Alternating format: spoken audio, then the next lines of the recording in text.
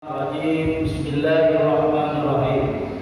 Wa'tasimu bihablillahi jami'an wa la tafarraqu. Al-ayat al-baqarah.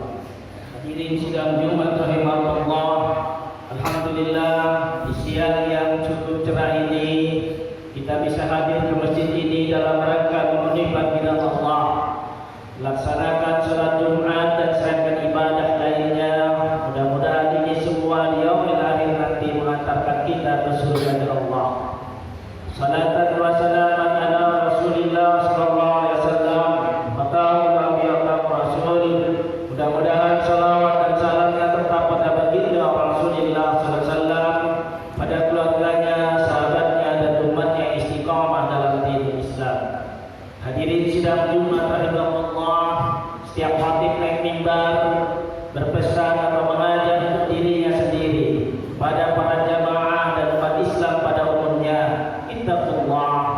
ittaqullah haqqa tuqatih wa la tamutunna illa wa antum muslimun. Bertakwalah kau kepada Allah dengan sebenar-benarnya bertakwa, dan janganlah mati kecuali dalam keadaan muslim. Saudara-saudaraku yang dirahmati Allah, sebentar lagi Indonesia akan mengadakan atau punya hajat yang sangat besar, hajat 5 tahunan, yaitu pemilihan anggota dewan baik DPRD, DPR RI, atau lagi yang lebih panas lagi, yang lebih gede lagi, yaitu presiden dan wakil presidennya.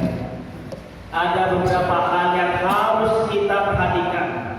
Yang pertama adalah kita harus menjaga persatuan dan kesatuan umat Islam khususnya, bahkan persatuan dan kesatuan antar tetangga, kesatuan dan kesatuan antar rakyat Indonesia, antar bangsa Indonesia.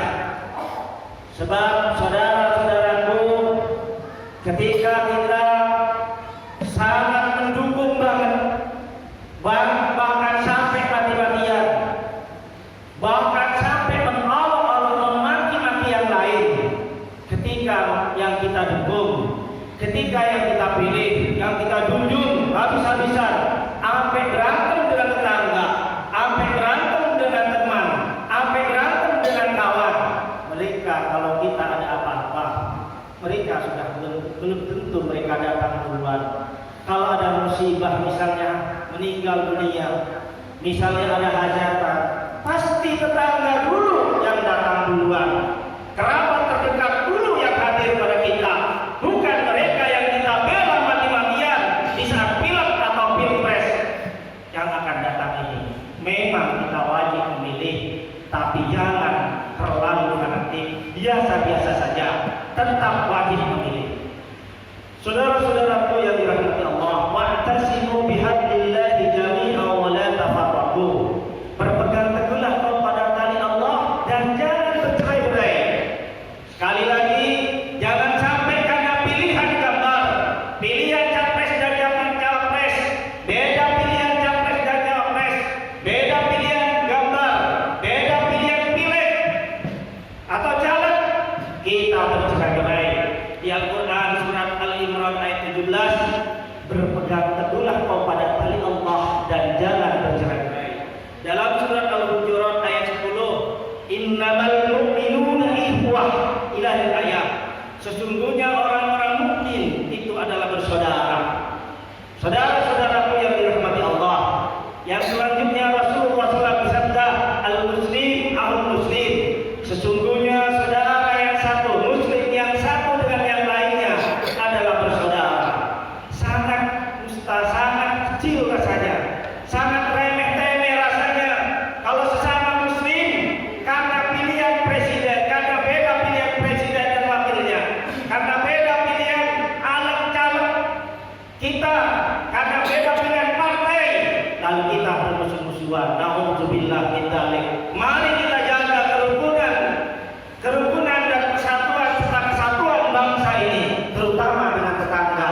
Jangan sampai berantem menjelang pilpres sampai pilpres nanti. Tenang-tenang saja kita.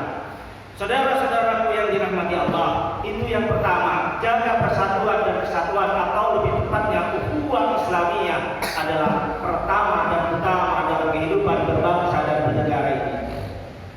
Yang kedua, saudara-saudaraku yang dirahmati Allah, jangan sampai salah pilih, jangan sampai salah pilih pemimpin. Dalam surat Al-Baqarah ayat 166 sampai 167, di sana diceritakan, di sana ditafsirkan, di sana diriwayatkan ada seorang muslim yang dimasukkan ke neraka, dicuci, kagak bersih-bersih. Apa kata Allah? Wa hum bi kharijina minan nar. Dia tidak akan dikeluarkan dari api neraka. Kenapa? Karena salah dalam memilih pemimpin. Salah dalam memilih pemimpin tertinggi negara kita 14 Februari 2024. Nanti jangan salah memilih pemimpin kita. Pilih sesuai hati nurani. Tanya pada orang-orang alim.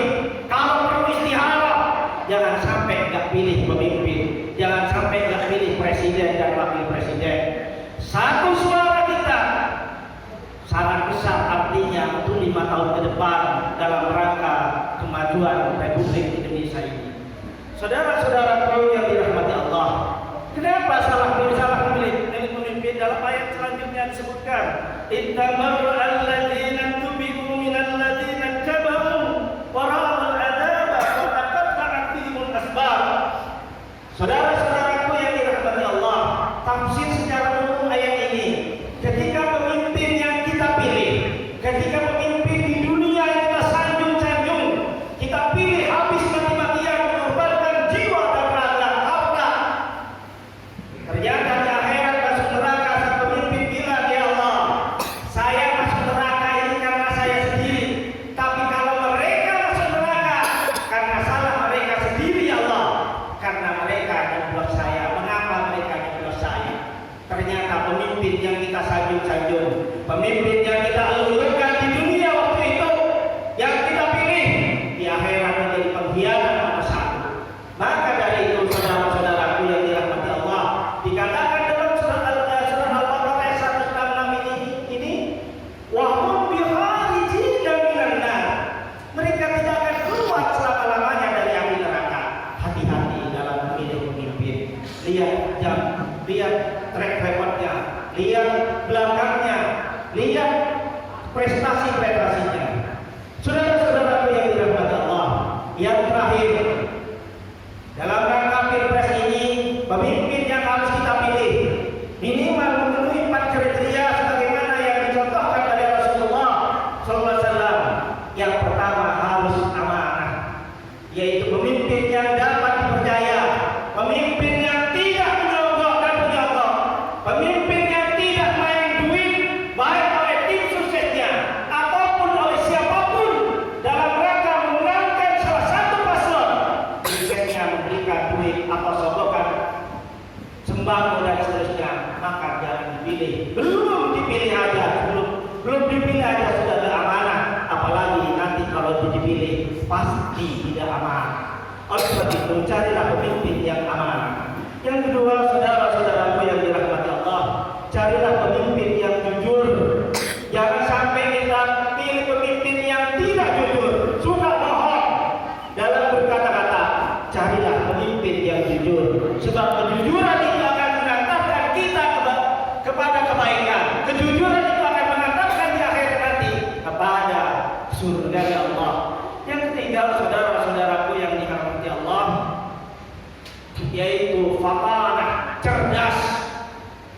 Jangan sampai memilih pemimpin yang lebih jelek atau lebih bodoh dari kita. Seorang pemimpin adalah cerminan dari bangsanya. Kalau kita punya pemimpin gak pinter, maka itulah bangsa Indonesia.